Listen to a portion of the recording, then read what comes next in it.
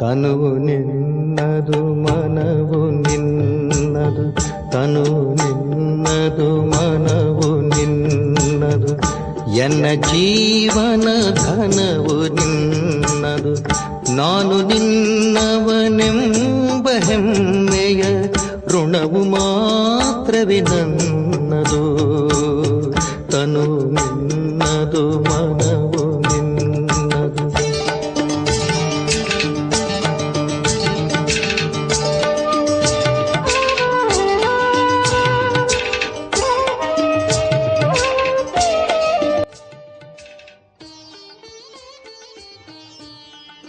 ಓಂ ಶಾಂತಿ. ಮುರಳಿಯ ದಿನಾಂಕ 31/7/2026. ಬಾಪ್ದಾದ ಮಧುಬನ. ಮಧುರ ಮಕ್ಕಳೇ, ಮಕ್ಕಳು ದೊಡ್ಡವರಾದರೆ ನನ್ನ ಸೇವೆ ಮಾಡುವರು ಎಂಬ ಆಸೆಯೂ ಸಹ ಶಿವತಂದೆಗೆ ಇಲ್ಲ. ಅವರು ಎಂದೂ ವೃದ್ಧರಾಗುವುದಿಲ್ಲ. ತಂದೆಯೇ ನಿಷ್ಕಾಮ ಸೇವಾಧಾರಿಯಾಗಿದ್ದಾರೆ. ಪ್ರಶ್ನೆ: ಭೋಲಾನಾಥ ಶಿವತಂದೆಯು ನಾವೆಲ್ಲ ಮಕ್ಕಳ ಬಹಳ ದೊಡ್ಡ ಗ್ರಾಹಕರಾಗಿದ್ದಾರೆ, ಹೇಗೆ? ಉತ್ತರ: ತಂದೆಯು ಹೇಳುತ್ತಾರೆ, ನಾನು ಇಷ್ಟು ಭೋಲಾ ಗ್ರಾಹಕನಾಗಿದ್ದೇನೆ. ನಿಮ್ಮ ಎಲ್ಲ ಹಳೆಯ ವಸ್ತುಗಳನ್ನು ಖರೀದಿ ಮಾಡುತ್ತೇನೆ ಮತ್ತು ಅದಕ್ಕೆ ಬದಲಾಗಿ ಎಲ್ಲ ಹೊಸ ಹೊಸ ವಸ್ತುಗಳನ್ನು ಕೊಡುತ್ತೇನೆ. ಅಂದರೆ ಬಾಬಾ ನಮ್ಮಿಂದ ವಿಕಾರಗಳನ್ನು ತೆಗೆದುಕೊಂಡು ನಮಗೆ ಸತ್ಯುಗದ ಆಸ್ತಿಯನ್ನು ಕೊಡ್ತಾರೆ. ಬಾಬಾ, ಈ ತನು ಮನ ಧನ ಎಲ್ಲವೂ ತಮ್ಮದಾಗಿದೆ ಎಂದು ನೀವು ಹೇಳುತ್ತೀರಿ. ಅದಕ್ಕೆ ಪ್ರತಿಫಲವಾಗಿ ನಿಮಗೆ ಸುಂದರ ಶರೀರವು ಸಿಗುತ್ತದೆ, ಅಪಾರ ಧನವೂ ಪ್ರಾಪ್ತಿಯಾಗುತ್ತದೆ. ಗೀತೆ. ಭೋಲಾನಾಥನಿಗಿಂತ ಭಿನ್ನ ಯಾರೂ ಇಲ್ಲ. ಓಂ ಶಾಂತಿ. ಶಿವ ಭಗವಾನುವಾಚ್. ಭಕ್ತಿ ಮಾರ್ಗದಲ್ಲಿ ಈ ಗೀತೆಗಳನ್ನು ಹಾಡುತ್ತಾರೆ. ಯಾವುದೆಲ್ಲ ಗೀತೆಗಳಿವೆಯೋ ಅವೆಲ್ಲವೂ ಭಕ್ತಿ ಮಾರ್ಗದ್ದಾಗಿದೆ. ಅದರ ಅರ್ಥವನ್ನು ಶಿವತಂದೆಯು ತಿಳಿಸುತ್ತಾರೆ. ಯಾರಿಗೆ ಭೋಲಾನಾಥ ಎಂದು ಹೇಳಲಾಗುತ್ತದೆ ಎಂಬುದನ್ನು ಮಕ್ಕಳು ಸಹ ತಿಳಿದುಕೊಳ್ಳುತ್ತೀರಿ. ದೇವತೆಗಳಿಗೆ ಭೋಲಾನಾಥ ಎಂದು ಹೇಳುವುದಿಲ್ಲ. ಸುಧಾಮನ ಹಿಡಿ ಅವಲಕ್ಕಿಗೆ ಬದಲಾಗಿ ಮಹಲು ಸಿಕ್ಕಿತು ಎಂದು ಗಾಯನವಿದೆ. ಅದು ಎಷ್ಟು ಸಮಯಕ್ಕಾಗಿ? 21 ಜನ್ಮಗಳಿಗಾಗಿ. ಈಗ ಮಕ್ಕಳು ತಿಳಿದುಕೊಳ್ಳುತ್ತೀರಿ. ತಂದೆಯು ಬಂದು ಭಾರತವಾಸಿಗಳಿಗೆ ವಜ್ರ ವೈಡೂರ್ಯಗಳ ಮಹಲನ್ನು ಕೊಡುತ್ತಾರೆ. ಅಂದ ಮೇಲೆ ಯಾವುದಕ್ಕೆ ಬದಲಾಗಿ ಕೊಡುತ್ತಾರೆ? ಬಾಬಾ, ಈ ತನು ಮನ ಧನ ಎಲ್ಲವೂ ನಿಮ್ಮದೇ ಆಗಿದೆ, ತಾವೇ ಕೊಟ್ಟಿರುವುದಾಗಿದೆ ಎಂದು ಮಕ್ಕಳು ಹೇಳುತ್ತಾರೆ. ಮಗುವಾದಾಗಲೂ ಭಗವಂತನು ಕೊಟ್ಟ ಎಂದು ಹೇಳುತ್ತಾರೆ. ಹಣವನ್ನು ಭಗವಂತ ಕೊಟ್ಟ ಎಂದು ಹೇಳುತ್ತಾರೆ. ಹೇಳುವವರು ಯಾರು? ಆತ್ಮ. ಭಗವಂತ ಅರ್ಥಾತ್ ತಂದೆಯು ಕೊಟ್ಟರು. ತಂದೆಯು ತಿಳಿಸುತ್ತಾರೆ, ನೀವೀಗ ಎಲ್ಲವನ್ನೂ ಕೊಡಬೇಕಾಗುವುದು. ಅದಕ್ಕೆ ಪ್ರತಿಯಾಗಿ ನಾನು ನಿಮಗೆ ಬಹಳ ಸುಂದರ ಶರೀರವನ್ನು ವರ್ಗಾವಣೆ ಮಾಡುತ್ತೇನೆ, ಅಂದರೆ ಕೊಡುತ್ತೇನೆ ಎಂದರ್ಥ. ಅಪಾರ ಧನವನ್ನು ಕೊಡುತ್ತೇನೆ. ಆದರೆ ಯಾರಿಗೆ ಕೊಡುತ್ತಾರೆ? ಅವಶ್ಯವಾಗಿ ಮಕ್ಕಳಿಗೆ ಕೊಡುತ್ತಾರೆ. ಲೌಕಿಕ ತಂದೆಯಿಂದ ಅಲ್ಪಕಾಲಕ್ಕಾಗಿ ಧನ ಸಿಗುತ್ತದೆ. ಬೇಹದ್ದಿನ ತಂದೆಯು ನಮಗೆ ಬೇಹದ್ದಿನ ಆಸ್ತಿಯನ್ನು ಕೊಡುತ್ತಾರೆ. ತಂದೆಯು ತಿಳಿಸುತ್ತಾರೆ, ಜ್ಞಾನ ಮತ್ತು ಭಕ್ತಿಯಲ್ಲಿ ಹಗಲು ರಾತ್ರಿಯ ವ್ಯತ್ಯಾಸವಿದೆ. ಭಕ್ತಿಯಲ್ಲಿ ಅಲ್ಪಕಾಲಕ್ಕಾಗಿ ಸಿಗುತ್ತದೆ. ಹಣವಿದ್ದರೆ ಸುಖವಿರುತ್ತದೆ. ಹಣವಿಲ್ಲದಿದ್ದರೆ ಮನುಷ್ಯರು ಎಷ್ಟೊಂದು ದುಃಖಿಯಾಗುತ್ತಾರೆ. ತಂದೆಯು ನಮಗೆ ಅಪಾರ ಧನವನ್ನು ಕೊಡುತ್ತಾರೆ ಎಂದು ಮಕ್ಕಳಿಗೆ ಗೊತ್ತಿದೆ. ಆದ್ದರಿಂದ ಖುಷಿಯಾಗುತ್ತದೆ. ಸುಖಧಾಮದಲ್ಲಿ ಸುಖದ ಯಾವುದೇ ಕೊರತೆ ಇರುವುದಿಲ್ಲ. ಪ್ರತಿಯೊಬ್ಬರಿಗೆ ತಮ್ಮ ತಮ್ಮ ರಾಜಧಾನಿ ಇರುತ್ತದೆ. ಅದಕ್ಕೆ ಪವಿತ್ರ ಗೃಹಸ್ಥಾಶ್ರಮವೆಂದು ಹೇಳಲಾಗುತ್ತದೆ. ಅಂದಾಗ ತಂದೆಯು ಎಷ್ಟು ಮುಗ್ಧನಾಗಿದ್ದಾರೆ. ಏನನ್ನು ಕೊಡುತ್ತಾರೆ ಮತ್ತು ಏನನ್ನು ತೆಗೆದುಕೊಳ್ಳುತ್ತಾರೆ. ತಂದೆಯು ಎಷ್ಟು ಒಳ್ಳೆಯ ಗ್ರಾಹಕನಾಗಿದ್ದಾರೆ. ವಾಸ್ತವದಲ್ಲಿ ತಂದೆಯು ಮಕ್ಕಳ ಗ್ರಾಹಕನೇ ಆಗುತ್ತಾರೆ. ಮಗು ಜನಿಸಿತೆಂದರೆ ಸಂಪತ್ತೆಲ್ಲವೂ ಮಗುವಿನದಾಗುತ್ತದೆ. ಆದರೆ ಅವರು ಹದ್ದಿನ ಗ್ರಾಹಕರಾಗಿರುತ್ತಾರೆ. ಇವರು ಅಂದರೆ ಶಿವತಂದೆಯು ಬೇಹದ್ದಿನ ಭೋಲಾನಾಥನಾಗಿದ್ದಾರೆ. ಬೇಹದ್ದಿನ ಮಕ್ಕಳ ಗ್ರಾಹಕನಾಗಿದ್ದಾರೆ. ತಂದೆಯು ಹೇಳುತ್ತಾರೆ, ನಾನು ಪರಮಧಾಮದಿಂದ ಬಂದಿದ್ದೇನೆ. ಹಳೆಯದೆಲ್ಲವನ್ನೂ ನಿಮ್ಮಿಂದ ತೆಗೆದುಕೊಂಡು ಹೊಸ ಪ್ರಪಂಚದಲ್ಲಿ ನಿಮಗೆ ಎಲ್ಲವನ್ನೂ ಕೊಡುತ್ತೇನೆ. ಆದ್ದರಿಂದ ತಂದೆಗೆ ದಾತ ಎಂದು ಹೇಳಲಾಗುತ್ತದೆ. ಇವರಂತಹ ದಾತನು ಬೇರೆ ಯಾರೂ ಇಲ್ಲ. ನಿಷ್ಕಾಮ ಸೇವೆ ಮಾಡುತ್ತಾರೆ. ತಂದೆಯು ಹೇಳುತ್ತಾರೆ, ನಾನು ನಿಷ್ಕಾಮಿಯಾಗಿದ್ದೇನೆ. ನನಗೆ ಯಾವುದೇ ಆಸೆ ಇಲ್ಲ. ವೃದ್ಧ ತಂದೆಯ ಸಂಭಾಲನೆ ಮಾಡುವುದು ಮಕ್ಕಳ ಕೆಲಸವಾಗಿದೆ. ಏಕೆಂದರೆ ನಾನು ನಿಮ್ಮ ಸಂಭಾಲನೆ ಮಾಡಿದ್ದೇನೆಂದು ತಂದೆಯು ನಿಮಗೆ ಹೇಳುವುದಿಲ್ಲ. ತಂದೆಯು ವೃದ್ಧನಾದಾಗ ಮಕ್ಕಳು ಅವರನ್ನು ಸಂಭಾಲನೆ ಮಾಡುವುದು ಕಾಯ್ದೆ ಇರುತ್ತದೆ. ಆದರೆ ಈ ತಂದೆಯಂತೂ ಎಂದೂ ವೃದ್ಧನಾಗುವುದಿಲ್ಲ. ಅಂದರೆ ಶಿವತಂದೆಗೆ ವಯಸ್ಸಾಗುವುದಿಲ್ಲ, ಸದಾ ಯುವಕನಾಗಿರುತ್ತಾರೆ. ಆತ್ಮ ಎಂದೂ ವೃದ್ಧಾಪ್ಯವನ್ನು ಹೊಂದುವುದಿಲ್ಲ. ಇದನ್ನಂತೂ ತಿಳಿದುಕೊಂಡಿದ್ದೀರಿ. ಲೌಕಿಕ ತಂದೆಯು ಮಕ್ಕಳಲ್ಲಿ ಭರವಸೆಯನ್ನು ಇಡುತ್ತಾರೆ, ನಾನು ವೃದ್ಧನಾದಾಗ ಮಕ್ಕಳು ನನ್ನ ಸೇವೆ ಮಾಡುವರು ಎಂದು. ಬಲೆ ಎಲ್ಲವನ್ನೂ ಮಕ್ಕಳಿಗೆ ಕೊಡುತ್ತಾರೆ, ಆದರೂ ಸಹ ಸೇವೆಯಂತೂ ಇರುತ್ತದೆ. ಶಿವತಂದೆಯು ಹೇಳುತ್ತಾರೆ, ನಾನು ಅಭೋಕ್ತನಾಗಿದ್ದೇನೆ. ನಾನು ಎಂದೂ ಏನನ್ನೂ ಸ್ವೀಕರಿಸುವುದಿಲ್ಲ. ಕೇವಲ ಮಕ್ಕಳಿಗೆ ಜ್ಞಾನವನ್ನು ಕೊಡುವುದಕ್ಕಾಗಿಯೇ ನಾನು ಬರುತ್ತೇನೆ. ಪರಮಾತ್ಮನು ಆತ್ಮರಿಗೆ ತಿಳಿಸುತ್ತಾರೆ, ಆತ್ಮವೇ ಕೇಳುತ್ತದೆ. ಪ್ರತಿಯೊಂದು ಮಾತನ್ನು ಆತ್ಮವೇ ಮಾತನಾಡುತ್ತದೆ. ಆತ್ಮವೇ ಸಂಸ್ಕಾರವನ್ನು ತೆಗೆದುಕೊಂಡು ಹೋಗುತ್ತದೆ. ಅದರ ಆಧಾರದ ಮೇಲೆ ಶರೀರವೂ ಸಿಗುತ್ತದೆ. ಇಲ್ಲಿ ಮನುಷ್ಯರದು ಅನೇಕ ಮತಗಳಿವೆ. ಆತ್ಮವೇ ಪರಮಾತ್ಮ, ಅದಕ್ಕೆ ಯಾವುದೇ ಲೇಪಚೇಪ ಅಂಟುವುದಿಲ್ಲವೆಂದು ಕೆಲವರು ಹೇಳುತ್ತಾರೆ. ಆತ್ಮವನ್ನು ನಿರ್ಲೇಪವೆಂದು ಹೇಳಿಬಿಡುತ್ತಾರೆ. ಒಂದು ವೇಳೆ ಆತ್ಮವು ನಿರ್ಲೇಪವಾಗಿದ್ದರೆ ಪಾಪಾತ್ಮ ಪುಣ್ಯಾತ್ಮ ಎಂದು ಏಕೆ ಹೇಳುತ್ತಾರೆ? ಆ ರೀತಿ ಇದ್ದಿದ್ದರೆ ಪಾಪ ಶರೀರ ಪುಣ್ಯದ ಶರೀರ ಎಂದು ಹೇಳಬೇಕಾಗಿತ್ತು. ನೀವೀಗ ತಿಳಿದುಕೊಂಡಿದ್ದೀರಿ, ಎಲ್ಲ ಆತ್ಮರ ಆತ್ಮಿಕ ತಂದೆಯು ನಾವಾತ್ಮರಿಗೆ ಈ ಶರೀರದ ಮೂಲಕ ಓದಿಸುತ್ತಿದ್ದಾರೆ. ಆತ್ಮವನ್ನು ಆಹ್ವಾನ ಮಾಡುತ್ತಾರಲ್ಲವೇ? ನಮ್ಮ ತಂದೆಯ ಆತ್ಮವು ಬಂದಿತು, ಸ್ವಾದವನ್ನು ಅಂದರೆ ರುಚಿಯನ್ನು ತೆಗೆದುಕೊಂಡಿತು ಎಂದು ಹೇಳುತ್ತಾರೆ. ಆತ್ಮವೇ ರುಚಿ ನೋಡುತ್ತದೆ. ತಂದೆಗೆ ಈ ರೀತಿ ಹೇಳುವುದಿಲ್ಲ, ಏಕೆಂದರೆ ಅವರು ಅಭೋಕ್ತನಾಗಿದ್ದಾರೆ. ಬ್ರಾಹ್ಮಣರಿಗೆ ತಿನ್ನಿಸುತ್ತಾರೆ. ಅವರಲ್ಲಿ ಆತ್ಮವೂ ಬರುತ್ತದೆ, ಬಂದು ಅವಶ್ಯವಾಗಿ ಎಲ್ಲಿಯೋ ವಿರಾಜಮಾನವಾಗುತ್ತದೆ. ಬ್ರಾಹ್ಮಣರಿಗೆ ತಿನ್ನಿಸುವುದು ಭಾರತದಲ್ಲಿ ಸಾಮಾನ್ಯ ಮಾತಾಗಿದೆ. ಆತ್ಮವನ್ನು ಕರೆಸುತ್ತಾರೆ, ಅದರೊಂದಿಗೆ ಕೇಳುತ್ತಾರೆ. ಅದರಲ್ಲಿ ಕೆಲವು ಮಾತುಗಳು ಸತ್ಯವೂ ಆಗಿರುತ್ತದೆ. ಪಿತೃಗಳಿಗೆ ತಿನ್ನಿಸುವುದೂ ಸಹ ನಾಟಕದಲ್ಲಿ ನಿಗದಿಯಾಗಿದೆ. ಇದರಲ್ಲಿ ಆಶ್ಚರ್ಯವೆನಿಸಬಾರದು. ತಂದೆಯು ಸಾರ ರೂಪದಲ್ಲಿ ನಾಟಕದ ರಹಸ್ಯವನ್ನು ತಿಳಿಸುತ್ತಾರೆ. ನಾಟಕವನ್ನು ಅಷ್ಟು ವಿವರವಾಗಿ ತಿಳಿಸಿಕೊಡಲು ಸಾಧ್ಯವಿಲ್ಲ. ಒಂದೊಂದರ ತಿಳುವಳಿಕೆ ನೀಡುವುದರಲ್ಲಿಯೇ ಕೆಲವು ವರ್ಷಗಳು ಹಿಡಿಸುವುದು. ನೀವು ಮಕ್ಕಳಿಗೆ ಬಹಳ ಸಹಜ ಶಿಕ್ಷಣ ಸಿಗುತ್ತಿದೆ. ಹೇ ಪತಿತ ಪಾವನ, ಬಂದು ನಮ್ಮನ್ನು ಪಾವನ ಮಾಡಿರಿ ಎಂದು ಹಾಡುತ್ತಾರೆ. ಅವರ ಹೆಸರೇ ಆಗಿದೆ ಪತಿತ ಪಾವನ. ಬ್ರಹ್ಮ ವಿಷ್ಣು ಶಂಕರನಿಗೆ ಪತಿತ ಪಾವನ ಎಂದು ಹೇಳುವುದಿಲ್ಲ. ತಂದೆಗೆ ಪತಿತ ಪಾವನ ಮುಕ್ತಿದಾತನೆಂದು ಹೇಳುತ್ತಾರೆ. ದುಃಖಹರ್ತ ಸುಖಕರ್ತ ಎಂದು ಹೇಳಲಾಗುತ್ತದೆ. ಅವರು ನಿರಾಕಾರನಾಗಿದ್ದಾರೆ. ಶಿವನ ಮಂದಿರದಲ್ಲಿ ಹೋಗಿ ನೋಡಿ, ಅಲ್ಲಿ ಲಿಂಗವನ್ನು ಇಟ್ಟಿರುತ್ತಾರೆ. ಅವಶ್ಯವಾಗಿ ಚೈತನ್ಯದಲ್ಲಿ ಇದ್ದರೂ ಆದ್ದರಿಂದಲೇ ಪೂಜೆ ಮಾಡುತ್ತಾರೆ. ಈ ದೇವತೆಗಳೂ ಸಹ ಯಾವುದೋ ಸಮಯದಲ್ಲಿ ಚೈತನ್ಯದಲ್ಲಿದ್ದರೂ ಆದ್ದರಿಂದಲೇ ಅವರಿಗೆ ಮಹಿಮೆ ಇದೆ. ನೆಹರು ಚೈತನ್ಯದಲ್ಲಿದ್ದರು, ಆದ್ದರಿಂದಲೇ ಅವರ ಭಾವಚಿತ್ರವನ್ನು ತೆಗೆದು ಮಹಿಮೆ ಮಾಡುತ್ತಾರೆ. ಯಾರಾದರೂ ಒಳ್ಳೆಯ ಕಾರ್ಯ ಮಾಡಿ ಹೋಗುತ್ತಾರೆಂದರೆ ಅವರ ಜಡಚಿತ್ರವನ್ನಿಟ್ಟು ಮಹಿಮೆ ಮಾಡುತ್ತಾರೆ.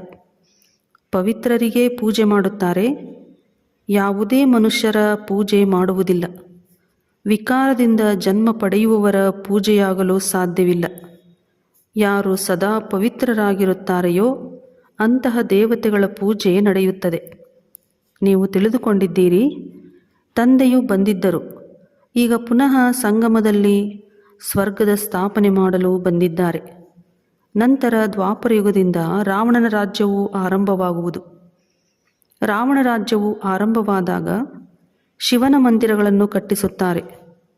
ಈಗಂತೂ ಚೈತನ್ಯದಲ್ಲಿ ಶಿವನು ಜ್ಞಾನವನ್ನು ತಿಳಿಸುತ್ತಿದ್ದಾರೆ. ಅವರು ಸತ್ಯ ಚೈತನ್ಯನಾಗಿದ್ದಾರೆ. ಅವರ ಮಹಿಮೆಯನ್ನೇ ಹಾಡುತ್ತಾರೆ. ನಿರಾಕಾರನಿಗೆ ಶರೀರವಂತೂ ಬೇಕಲ್ಲವೇ? ತಂದೆಯು ಬಂದು ವಿಶ್ವವನ್ನು ಸ್ವರ್ಗವನ್ನಾಗಿ ಮಾಡುತ್ತಾರೆ.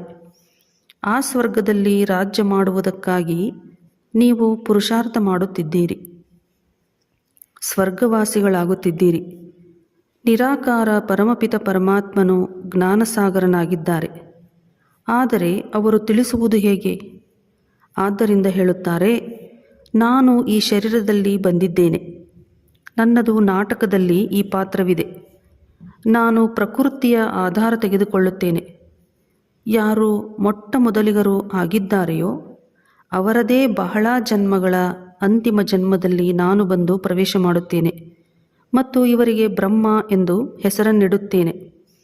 ಮೊದಲು ಎಲ್ಲರೂ ಬಟ್ಟಿಯಲ್ಲಿದ್ದಾಗ ಅನೇಕರಿಗೆ ಹೆಸರುಗಳನ್ನು ಇಡಲಾಗಿತ್ತು, ಆದರೆ ಅನೇಕರು ಬಿಟ್ಟು ಹೋದರು. ಆದ್ದರಿಂದ ಹೆಸರನ್ನು ಇಡುವುದರಿಂದ ಏನು ಲಾಭ? ನೀವು ಆ ಹೆಸರುಗಳನ್ನು ನೋಡಿದರೆ ಆಶ್ಚರ್ಯಚಕಿತರಾಗುವಿರಿ. ಒಂದೇ ಸಲ ಒಟ್ಟಿಗೆ ಎಷ್ಟೊಂದು ರಮಣೀಕ ಹೆಸರುಗಳನ್ನು ಸಂದೇಶಿಯು ತಂದರು. ಆ ಪಟ್ಟಿಯನ್ನು ನಿಮ್ಮ ಬಳಿ ಅವಶ್ಯವಾಗಿ ಇಟ್ಟುಕೊಳ್ಳಬೇಕು. ಸನ್ಯಾಸಿಗಳೂ ಸಹ ಸನ್ಯಾಸ ಮಾಡಿದರೆ ಅವರಿಗೂ ಹೆಸರು ಬದಲಾಗುತ್ತದೆ. ಗೃಹಸ್ಥವನ್ನು ಬಿಟ್ಟು ಬಿಡುತ್ತಾರೆ, ಆದರೆ ನೀವಂತೂ ಬಿಡುವುದಿಲ್ಲ. ನೀವು ಬಂದು ಬ್ರಹ್ಮಾರವರ ಮಕ್ಕಳಾಗುತ್ತೀರಿ. ಶಿವನ ಸಂತಾನರಂತೂ ಆಗಿಯೇ ಇದ್ದೀರಿ. ನೀವು ಬಾಪ್ ದಾದಾ ಎಂದು ಹೇಳುತ್ತೀರಿ. ಸನ್ಯಾಸಿಗಳಿಗೆ ಈ ರೀತಿ ಇರುವುದಿಲ್ಲ. ಬಲೆ ಹೆಸರು ಬದಲಾಗುತ್ತದೆ, ಆದರೆ ಬಾಪ್ ದಾದಾ ಎಂಬ ಹೆಸರನ್ನಿಡುವುದಿಲ್ಲ. ಅವರಿಗೆ ಕೇವಲ ಗುರು ಎಂದು ಹೇಳುತ್ತಾರೆ. ಹಠಯೋಗಿ ಹದ್ದಿನ ಸನ್ಯಾಸಿಗಳು ಮತ್ತು ರಾಜಯೋಗಿ ಬೇಹದ್ದಿನ ಸನ್ಯಾಸಿಗಳಲ್ಲಿ ಹಗಲು ರಾತ್ರಿಯ ವ್ಯತ್ಯಾಸವಿದೆ. ಜ್ಞಾನ, ಭಕ್ತಿ, ವೈರಾಗ್ಯ ಎಂದು ಗಾಯನವಿದೆ. ಅವರಿಗೆ ವೈರಾಗ್ಯವೂ ಇರುತ್ತದೆ, ಆದರೆ ಅದು ಕೇವಲ ಮನೆ ಮಠದಿಂದ ವೈರಾಗ್ಯ. ನಿಮಗೆ ಇಡೀ ಪ್ರಪಂಚದಿಂದ ವೈರಾಗ್ಯವಿದೆ. ಸೃಷ್ಟಿಯು ಬದಲಾಗುತ್ತದೆ ಎಂಬುದು ಅವರಿಗೆ ಗೊತ್ತೇ ಇಲ್ಲ. ನಿಮ್ಮದು ಬೇಹದ್ದಿನ ವೈರಾಗ್ಯವಾಗಿದೆ. ಈ ಸೃಷ್ಟಿಯೇ ಸಮಾಪ್ತಿಯಾಗಲಿದೆ. ನಿಮಗಾಗಿ ಈಗ ಹೊಸ ಪ್ರಪಂಚವು ಸ್ಥಾಪನೆಯಾಗುತ್ತಿದೆ. ಅಲ್ಲಿಗೆ ಹೋಗಬೇಕಾಗಿದೆ, ಆದರೆ ಪಾವನರಾಗದೆ ಅಲ್ಲಿಗೆ ಹೋಗಲು ಸಾಧ್ಯವಿಲ್ಲ. ಇದು ಮನಸ್ಸಿಗೂ ನಾಟುತ್ತದೆ. ಅವಶ್ಯವಾಗಿ ಹೊಸ ಪ್ರಪಂಚದಲ್ಲಿ ದೇವಿ ದೇವತೆಗಳ ರಾಜ್ಯವಿತ್ತು. ಅದನ್ನು ಈಗ ತಂದೆಯು ಸ್ಥಾಪನೆ ಮಾಡುತ್ತಾರೆ. ನೀವು ತಿಳಿದುಕೊಂಡಿದ್ದೀರಿ, ಶಿವತಂದೆಯನ್ನು ನೆನಪು ಮಾಡುವುದರಿಂದ ನಾವು ಪುಣ್ಯಾತ್ಮರಾಗಿ ಬಿಡುತ್ತೇವೆ. ಇದು ಬಹಳ ಸಹಜವಾಗಿದೆ, ಆದರೆ ನೆನಪು ಮರೆತು ಹೋಗುತ್ತದೆ. ಭಕ್ತಿ ಮಾರ್ಗದ ರೀತಿ ನೀತಿಗಳೇ ಬೇರೆಯಾಗಿದೆ. ಇದರಿಂದ ಯಾರೂ ಹಿಂತಿರುಗಿ ತಮ್ಮ ಮನೆಗೆ ಹೋಗಲು ಸಾಧ್ಯವಿಲ್ಲ. ಪುನರ್ಜನ್ಮವನ್ನು ಎಲ್ಲರೂ ಅವಶ್ಯವಾಗಿ ತೆಗೆದುಕೊಳ್ಳಲೇಬೇಕಾಗಿದೆ. ಮನೆಗೆ ಹೋಗುವ ಸಮಯವು ಒಂದೇ ಆಗಿದೆ, ಆದರೆ ಇಂಥವರಿಗೆ ಮೋಕ್ಷ ಸಿಕ್ಕಿತು ಎಂದು ಹೇಳುವುದೆಲ್ಲವೂ ಸುಳ್ಳಾಗಿದೆ. ತಂದೆಯು ತಿಳಿಸುತ್ತಾರೆ, ಯಾವುದೇ ಆತ್ಮನು ಮಧ್ಯದಲ್ಲಿ ಮನೆಗೆ ಅಂದರೆ ಪರಮಧಾಮಕ್ಕೆ ಹಿಂತಿರುಗಿ ಹೋಗಲು ಸಾಧ್ಯವಿಲ್ಲ. ಹಾಗೆ ಹೋಗುವುದಾದರೆ ಇಡೀ ಆಟವೇ ಕೆಟ್ಟು ಹೋಗುವುದು. ಪ್ರತಿಯೊಬ್ಬರೂ ಸತೋ ರಜೋ ತಮೋದಲ್ಲಿ ಅವಶ್ಯವಾಗಿ ಬರಬೇಕಾಗಿದೆ. ಮೋಕ್ಷಕ್ಕಾಗಿ ಅನೇಕರು ಬರುತ್ತಾರೆ, ಆದರೆ ಅವರಿಗೆ ತಿಳಿಸಬೇಕಾಗಿದೆ, ಮೋಕ್ಷವಂತೂ ಸಿಗುವುದಿಲ್ಲ. ಇದು ಅನಾದಿ ಮಾಡಲ್ಪಟ್ಟ ನಾಟಕವಾಗಿದೆ.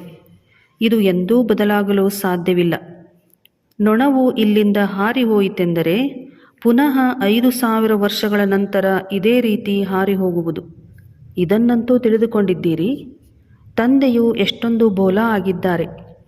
ಪತಿತ ಪಾವನ ತಂದೆಯು ಪಾತ್ರವನ್ನು ಅಭಿನಯಿಸಲು ತಮ್ಮ ಪರಮಧಾಮದಿಂದ ಬರುತ್ತಾರೆ. ಈ ನಾಟಕವು ಹೇಗೆ ಮಾಡಲ್ಪಟ್ಟಿದೆ, ಇದರಲ್ಲಿ ಯಾರು ಯಾರು ಮುಖ್ಯವಾಗಿದ್ದಾರೆ ಎಂಬುದನ್ನು ಅವರು ತಿಳಿಸುತ್ತಾರೆ. ಹೇಗೆ ಈ ಪ್ರಪಂಚದಲ್ಲಿ ಎಲ್ಲರಿಗಿಂತ ಶ್ರೀಮಂತರು ಯಾರು ಎಂದು ಕೇಳುತ್ತಾರೆ. ಅದರಲ್ಲಿ ನಂಬರ್ವಾರ್ ಹೆಸರುಗಳನ್ನು ತೆಗೆಯುತ್ತಾರೆ. ಆದರೆ ಎಲ್ಲರಿಗಿಂತ ಸಾಹುಕಾರರು ಶ್ರೀಮಂತರು ಯಾರೆಂಬುದನ್ನು ನೀವು ತಿಳಿದುಕೊಂಡಿದ್ದೀರಿ. ಮನುಷ್ಯರು ಅಮೇರಿಕ ಸಾಹುಕಾರ ದೇಶ ಎಂದು ಹೇಳುತ್ತಾರೆ, ಅಂದರೆ ಅಮೇರಿಕ ಶ್ರೀಮಂತ ದೇಶ ಅಂತ ಹೇಳ್ತಾರೆ.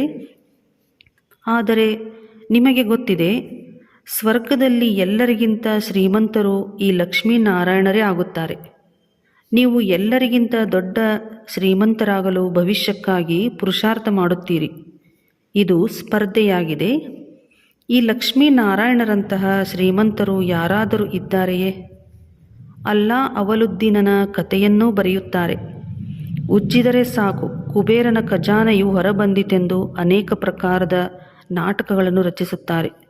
ಈಗ ನಿಮ್ಮ ಬುದ್ಧಿಯಲ್ಲಿದೆ, ಈ ಶರೀರವನ್ನು ಬಿಟ್ಟು ಸ್ವರ್ಗದಲ್ಲಿ ಹೋಗುತ್ತೇವೆ. ನಮಗೆ ಕುಬೇರನ ಖಜಾನೆಯು ಸಿಗುವುದು ಎಂದು ಹೇಳುತ್ತಾರೆ. ತಂದೆಯು ಹೇಳುತ್ತಾರೆ, ನನ್ನನ್ನು ನೆನಪು ಮಾಡಿದರೆ ಮಾಯೆಯು ಓಡಿ ಹೋಗುವುದು. ತಂದೆಯನ್ನು ನೆನಪು ಮಾಡದೇ ಇದ್ದರೆ ಮಾಯೆಯು ತೊಂದರೆ ಕೊಡುತ್ತದೆ. ಬಾಬಾ ನಮಗೆ ಮಾಯೆಯ ಬಿರುಗಾಳಿಗಳು ಬಹಳ ಬರುತ್ತವೆ ಎಂದು ಹೇಳುತ್ತಾರೆ.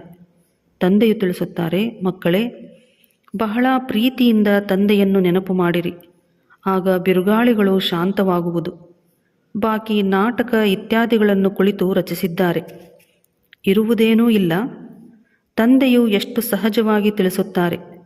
ಕೇವಲ ತಂದೆಯನ್ನು ನೆನಪು ಮಾಡಿದರೆ ನಿಮ್ಮಲ್ಲಿರುವ ತುಕ್ಕು ಬಿಟ್ಟು ಹೋಗುವುದು. ಮತ್ತೇನೂ ಕಷ್ಟ ಕೊಡುವುದಿಲ್ಲ. ಆತ್ಮವು ಯಾವುದು ಪವಿತ್ರ ಸತ್ಯ ಚಿಹ್ನವಾಗಿತ್ತೋ ಅದು ಈಗ ಅಸತ್ಯವಾಗಿ ಬಿಟ್ಟಿದೆ, ಸುಳ್ಳಾಗಿ ಬಿಟ್ಟಿದೆ. ಮತ್ತೆ ಈ ಯೋಗಾಗ್ನಿಯಿಂದಲೇ ಸತ್ಯವಾಗುವುದು. ಬೆಂಕಿಯಲ್ಲಿ ಹಾಕದ ವಿನಃ ಚಿನ್ನವು ಪವಿತ್ರವಾಗಲು ಸಾಧ್ಯವಿಲ್ಲ. ಇದಕ್ಕೂ ಯೋಗಾಗ್ನಿ ಎಂದು ಹೇಳಲಾಗುತ್ತದೆ. ನೆನಪಿನ ಮಾತಾಗಿದೆ. ಆ ಮನುಷ್ಯರಂತೂ ಅನೇಕ ಪ್ರಕಾರದ ಹಠಯೋಗಗಳನ್ನು ಕಲಿಸುತ್ತಾರೆ. ನಿಮಗಂತೂ ತಂದೆಯು ತಿಳಿಸುತ್ತಾರೆ, ಏಳುತ್ತಾ ಕುಳಿತುಕೊಳ್ಳುತ್ತಾ ನೆನಪು ಮಾಡಿರಿ. ಆಸನ ಇತ್ಯಾದಿಗಳನ್ನು ನೀವು ಎಲ್ಲಿಯವರೆಗೆ ಮಾಡಲು ಸಾಧ್ಯ? ಇಲ್ಲಂತೂ ನಡೆಯುತ್ತಾ ತಿರುಗಾಡುತ್ತಾ ಕೆಲಸ ಕಾರ್ಯಗಳನ್ನು ಮಾಡುತ್ತಾ ನೆನಪಿನಲ್ಲಿ ಇರಬೇಕಾಗಿದೆ. ಭಲೆ ಕಾಯಿಲೆ ಇದ್ದಾಗಲೂ ಸಹ ಮಲಗಿಕೊಂಡೇ ಶಿವತಂದೆಯನ್ನು ನೆನಪು ಮಾಡಬಹುದು. ಶಿವತಂದೆಯನ್ನು ನೆನಪು ಮಾಡಿರಿ ಮತ್ತು ಚಕ್ರವನ್ನು ತಿರುಗಿಸಿ ಸಾಕು. ಇದಕ್ಕೆ ಅವರು ಗಂಗಾ ನದಿಯ ತೀರದಲ್ಲಿರಲಿ, ಅಮೃತವು ಬಾಯಲ್ಲಿರಲಿ, ಆಗ ಪ್ರಾಣವು ಶರೀರವನ್ನು ಬಿಟ್ಟು ಹೋಗಲಿ ಎಂದು ಬರೆದಿದ್ದಾರೆ. ಗಂಗಾ ತೀರದಲ್ಲಿ ಗಂಗಾ ಜಲವೇ ಸಿಗುತ್ತದೆ. ಆದ್ದರಿಂದ ಮನುಷ್ಯರು ಹರಿದ್ವಾರದಲ್ಲಿ ಹೋಗಿ ಕುಳಿತುಕೊಳ್ಳುತ್ತಾರೆ. ತಂದೆಯು ಹೇಳುತ್ತಾರೆ, ನೀವು ಎಲ್ಲಿಯಾದರೂ ಇರಿ, ರೋಗಿಯಾದಾಗಲೂ ಕೇವಲ ಶಿವತಂದೆಯನ್ನು ನೆನಪು ಮಾಡಿರಿ. ಸ್ವದರ್ಶನ ಚಕ್ರವನ್ನು ತಿರುಗಿಸುತ್ತಾ ಇರಿ, ಆಗ ಪ್ರಾಣವು ತನುವಿನಿಂದ ಹೋಗಲಿ. ಇದೇ ಅಭ್ಯಾಸವನ್ನು ಮಾಡಿರಿ. ಆ ಭಕ್ತಿ ಮಾರ್ಗದ ಮಾತುಗಳಲ್ಲಿ ಮತ್ತು ಈ ಜ್ಞಾನ ಮಾರ್ಗದ ಮಾತುಗಳಲ್ಲಿ ಎಷ್ಟೊಂದು ಹಗಲು ರಾತ್ರಿಯ ವ್ಯತ್ಯಾಸವಿದೆ. ತಂದೆಯ ನೆನಪಿನಿಂದ ನೀವು ಸ್ವರ್ಗದ ಮಾಲೀಕರಾಗಿ ಬಿಡುತ್ತೀರಿ. ಅವರಂತೂ ಸೈನಿಕರಿಗೆ ಹೇಳುತ್ತಾರೆ, ಯಾರು ಯುದ್ಧದ ಮೈದಾನದಲ್ಲಿ ಶರೀರ ಬಿಡುವರೋ ಅವರು ಸ್ವರ್ಗದಲ್ಲಿ ಹೋಗುವರು ಎಂದು. ವಾಸ್ತವದಲ್ಲಿ ಯುದ್ಧವು ಇದೇ ಆಗಿದೆ. ಇದನ್ನು ಅವರು ಕೌರವರು ಮತ್ತು ಪಾಂಡವರ ಸೈನ್ಯವನ್ನು ತೋರಿಸಿದ್ದಾರೆ. ಮಹಾಭಾರತ ಯುದ್ಧವಾಯಿತು. ನಂತರ ಏನಾಯಿತು? ಫಲಿತಾಂಶವೇನೂ ಇಲ್ಲ. ಸಂಪೂರ್ಣ ಘೋರ ಅಂಧಕಾರವಿದೆ. ಏನನ್ನೂ ತಿಳಿದುಕೊಳ್ಳುವುದಿಲ್ಲ. ಆದ್ದರಿಂದ ಅಜ್ಞಾನ ಅಂಧಕಾರವೆಂದು ಹೇಳಲಾಗುತ್ತದೆ. ಪುನಃ ಬೆಳಕು ನೀಡಲು ಶಿವತಂದೆಯು ಬಂದಿದ್ದಾರೆ. ಅವರಿಗೆ ಜ್ಞಾನಸಾಗರ, ಜ್ಞಾನಪೂರ್ಣ ಎಂದು ಹೇಳಲಾಗುತ್ತದೆ. ಈಗ ನಿಮಗೂ ಸಹ ಸಂಪೂರ್ಣ ಜ್ಞಾನವು ಸಿಕ್ಕಿದೆ. ಅದು ಮೂಲವತನವಾಗಿದೆ. ಅಲ್ಲಿ ನೀವಾತ್ಮರು ನಿವಾಸ ಮಾಡುತ್ತೀರಿ. ಅದಕ್ಕೆ ಬ್ರಹ್ಮಾಂಡವೆಂದು ಹೇಳಲಾಗುತ್ತದೆ. ಇಲ್ಲಿ ರುದ್ರಯಜ್ಞವನ್ನು ರಚಿಸಿದಾಗ ತಂದೆಯ ಜೊತೆಗೆ ನೀವಾತ್ಮರಿಗೂ ಸಾಲಿಗ್ರಾಮಗಳ ರೂಪದಲ್ಲಿ ಪೂಜೆ ಮಾಡುತ್ತಾರೆ. ಏಕೆಂದರೆ ನೀವು ಅನೇಕರ ಕಲ್ಯಾಣ ಮಾಡುತ್ತೀರಿ. ತಂದೆಯ ಜೊತೆಯಲ್ಲಿ ನೀವು ವಿಶೇಷವಾಗಿ ಭಾರತ ಮತ್ತು ಇಡೀ ಪ್ರಪಂಚದ ಆತ್ಮಿಕ ಸೇವೆ ಮಾಡುತ್ತೀರಿ. ಆದ್ದರಿಂದ ತಂದೆಯ ಜೊತೆ ನೀವು ಮಕ್ಕಳಿಗೂ ಪೂಜೆ ನಡೆಯುತ್ತದೆ. ಒಳ್ಳೆಯದು. ಮಧುರಾತಿ ಮಧುರ ಅಗಲಿ ಹೋಗಿ ಮರಳಿ ಸಿಕ್ಕಿರುವ ಮಕ್ಕಳ ಪ್ರತಿ ಮಾತಾಪಿತಾ ಬಾಪ್ದಾದಾರವರ ನೆನಪು, ಪ್ರೀತಿ ಹಾಗೂ ಸುಪ್ರಭಾತ. ಆತ್ಮಿಕ ಮಕ್ಕಳಿಗೆ ಆತ್ಮಿಕ ತಂದೆಯ ನಮಸ್ತೆ. ಆತ್ಮಿಕ ಮಕ್ಕಳಿಂದ ಆತ್ಮಿಕ ತಂದೆಗೆ ನಮಸ್ತೆ, ನಮಸ್ತೆ, ನಮಸ್ತೆ. ಧಾರಣೆಗಾಗಿ ಮುಖ್ಯ ಸಾರ. ಮಾಯೆಯ ಬಿರುಗಾಳಿಗಳನ್ನು ಓಡಿಸಲು ತಂದೆಯನ್ನು ಬಹಳ ಬಹಳ ಪ್ರೀತಿಯಿಂದ ನೆನಪು ಮಾಡಬೇಕಾಗಿದೆ. ಯೋಗಾಗ್ನಿಯಿಂದ ಆತ್ಮವನ್ನು ಸತ್ಯವಾದ ಚಿನ್ನವನ್ನಾಗಿ ಮಾಡಿಕೊಳ್ಳಬೇಕಾಗಿದೆ. ಬೇಹದ್ದಿನ ವೈರಾಗಿಗಳಾಗಿ ಈ ಹಳೆಯ ಪ್ರಪಂಚವನ್ನು ಮರೆಯಬೇಕಾಗಿದೆ. ಪ್ರಪಂಚವು ಬದಲಾಗುತ್ತಿದೆ. ಹೊಸ ಪ್ರಪಂಚಕ್ಕೆ ಹೋಗಬೇಕಾಗಿದೆ. ಆದ್ದರಿಂದ ಇದರೊಂದಿಗೆ ಸನ್ಯಾಸವನ್ನು ತೆಗೆದುಕೊಳ್ಳಬೇಕಾಗಿದೆ. ವರದಾನ: ಹೆಜ್ಜೆ ಹೆಜ್ಜೆಯಲ್ಲಿ ಎಚ್ಚರಿಕೆಯನ್ನು ಇಡುತ್ತಾ ಪದಮಗಳ ಸಂಪಾದನೆ ಜಮಾ ಮಾಡಿಕೊಳ್ಳುವ ಪದಮಾಪತಿ ಆಗಿರಿ.